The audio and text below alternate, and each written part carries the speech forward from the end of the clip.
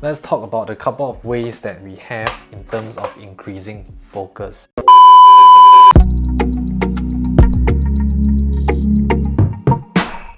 Okay, what's up fam? Welcome back to another Hock bot session. In today's Hock bot session, I want to talk about something that is slightly different, but it's also going to be helpful for a lot of you really busy folks. That's one. And someone who probably feel very anxious because you have a ton of things to do.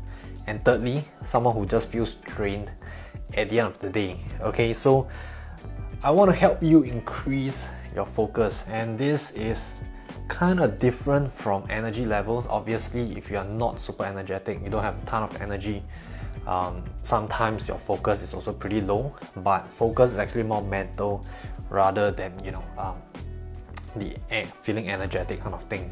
Alright, so I want to help you improve your focus, and I'm not going to be talking about like in terms of workouts or nutrition. This is actually more of kind of a hack of sorts, and I really found this to be helpful for me, and I'm definitely going to be suggesting this to our members to help them perform better also. Okay, so increasing your focus, and I'm going to be talking about kind of some hacks in terms of how you do things. This has helped me improve my productivity, and this is also something that we are definitely teaching some of our team members, the people in the team, the assistants, to really help them improve their focus and perform better. Okay, so without delaying any further, let's talk about a couple of ways that we have in terms of increasing focus. Alright, the first way is actually to introduce breaks. Okay, if you want to increase your focus, if you want to actually be able to be more clear-minded at the end of the day, and this is something that's been found to work for people who are more high-performing, people who tend to have a lot of things to manage, right? And they just seem to be able to manage a lot of things, and their focus is always high there, is to actually introduce breaks. So, in terms of workouts, we have rest times, right? We take a break in between our sets. But in terms of our tasks, it could be anyway. For most of you right now, you're probably not just working out from home, but you're working from home. Alright, so you tend to maybe have to consider your kids, you have to consider your partner, you have to consider your work, your meetings. And more often than not, you just get lost into it sometimes. You just keep doing and doing and doing. And you just place all that focus into the task, and even doing different tasks, you just keep going. You never introduce breaks. Okay, one of the things that we've found, or rather people have found, alright, to be more prevalent in high performance is that, every set amount of time, they take a bit of a break. Okay, and we do want to make sure that this break is not too long also, because if not, then it becomes procrastination. Alright, so for those of you who really have a ton of things to do and you just want to find yourself to be more productive, to have more focus through the whole entire day, what you want to do, it could be a start for you to have a rough guide to maybe set an alarm for yourself to work for, let's say, 50 minutes. Alright, at the end of the 50 minutes of that task or whatever you're doing, take a 5 to 10 minutes break. And this is not a 5 to 10 minute break where you just go on and just mindlessly scroll through social media and stuff like that.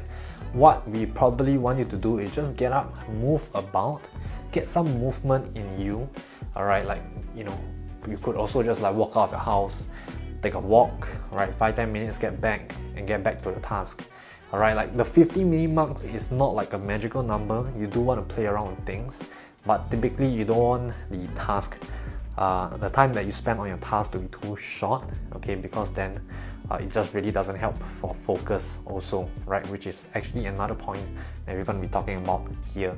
So play around with the thing. Some people start with 15 minutes, some people go for like 1.5 hours or so, and then take a small break, right? A 5 to 10 minutes break. Like I say again, it's not for you to kind of mindlessly do stuff, watch shows or whatever. You could do that, but you just want to make sure that it ends just nice at the 5 to 10 minutes, because if not, you keep going on and on. Alright, so just standing up, walking around is going to be super helpful for you. Okay, so introduce breaks. That's one way that high performers have been doing and using to increase their focus. The second thing is actually reducing, and this is going to be an interesting one if not many of you are aware of this, reducing task switching. Alright, so what is task switching and what do you mean by reducing task switching? So task switching is basically where you need to do a switch in your task, right? So for example, you might have to do a task that involves, I think everyone uses this, but let's say the Google spreadsheet, and it involves like some math, for example. And then versus the second task, task B, which could be more literature-ish, not so much math, but you got to think about certain language aspects. You got to craft out a certain email. Alright, so these two tasks are quite different in the way that you have to think. That's one. In the category of the things you have to do, it could be maybe, you know, like I said, a bit more logical thinking, that's math, and the other aspect is more like the creative side of things. So different tasks require different kind of output, different kind of skill sets, for example.